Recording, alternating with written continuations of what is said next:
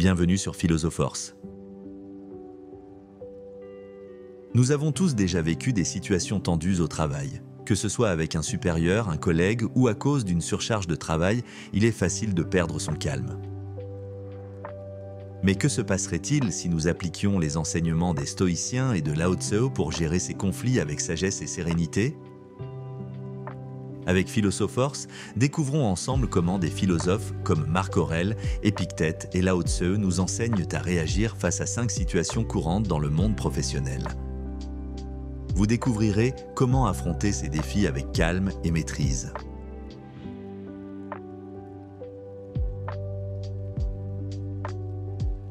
Comment les stoïciens et Lao Tse réagiraient aux conflits au travail. Situation 1. Conflit avec un supérieur hiérarchique. Ne trouble pas ton esprit avec des choses sur lesquelles tu n'as aucun pouvoir, disait Marc Aurèle. Imaginez qu'un supérieur vous reproche une erreur ou fasse preuve d'autoritarisme. Les stoïciens nous enseignent qu'il est essentiel d'accepter que vous ne pouvez pas contrôler ses actions, mais seulement votre réaction. Si votre patron vous critique de manière injuste, prenez un moment pour respirer et répondez avec calme. Dites, par exemple, « Je comprends que cela ait été perçu de cette façon, mais voici ce que j'ai fait et pourquoi. » Lao Tse, avec son concept du Wu Wei, le non-agir, nous enseigne de laisser la tempête passer. Parfois, la meilleure réponse est de ne pas réagir immédiatement et de laisser les événements suivre leur cours naturellement. Lorsque vous sentez la tension monter, pratiquez la patience et le silence. Cela permet souvent d'apaiser la situation sans entrer dans un rapport de force. Situation 2. Surmenage ou stress lié au délai.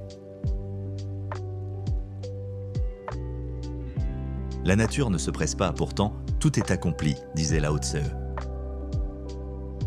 Vous êtes submergé par les tâches à accomplir et les délais qui s'accumulent. Épictète nous enseigne que l'important est de nous concentrer sur ce qui est sous notre contrôle, comme la manière dont nous gérons notre temps et nos priorités.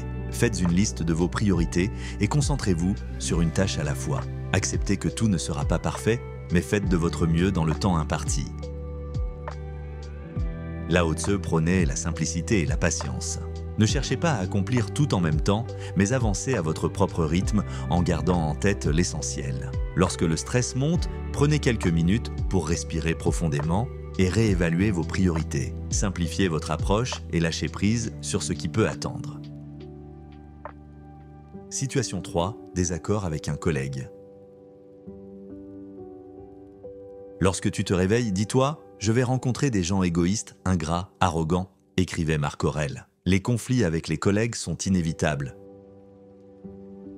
Mais plutôt que de réagir avec colère, pratiquez l'empathie. Les autres ont leur propre motivation, souvent basée sur leur propre peur. Si un collègue contredit vos idées, demandez calmement « Peux-tu m'expliquer pourquoi tu vois les choses différemment ?» Cette approche permet de désamorcer la situation. Lao Tse prônait l'harmonie et l'adaptation. Face à un désaccord, adoptez une attitude souple sans perdre votre intégrité et concentrez-vous sur la recherche d'un terrain d'entente. Laissez de côté l'idée d'avoir raison et concentrez-vous sur une solution qui bénéficie au projet commun. Situation 4. Critique non justifiée. Ce n'est pas ce qui t'arrive, mais la manière dont tu y réagis qui importe, disait Épictète. Lorsque vous recevez une critique injuste, ne vous laissez pas atteindre. Prenez du recul et voyez-la comme une opportunité d'apprentissage. Restez calme et demandez des explications. Si la critique est injuste, répondez avec une attitude constructive, sans émotion. Je comprends ton point de vue, mais voici les faits. Lao Tse enseigne le détachement. Ne prenez pas les critiques personnellement et laissez-les glisser comme de l'eau sur une pierre. Parfois, la meilleure réponse est de ne pas réagir. Avant de réagir à une critique, prenez une pause, respirez profondément et évaluez si cela mérite réellement une réponse ou si cela peut être ignoré. Situation 5. Frustration face à l'absence de reconnaissance. Le bonheur réside dans le fait de se contenter de ce que l'on a, disait Sénèque. Vous travaillez dur, mais ne recevez pas la reconnaissance que vous estimez mériter. Le stoïcisme nous rappelle que la satisfaction doit venir de l'intérieur, pas des louanges externes. Demandez-vous si l'absence de reconnaissance diminue la qualité de votre travail. Si vous avez fait de votre mieux, cela doit être suffisant pour vous. Lao Tse nous rappelle que celui qui se contente est riche. Apprenez à trouver la satisfaction dans vos propres réalisations et à vous détacher du besoin de validation extérieure. Prenez un moment chaque jour pour reconnaître vos propres progrès, indépendamment de l'opinion des autres.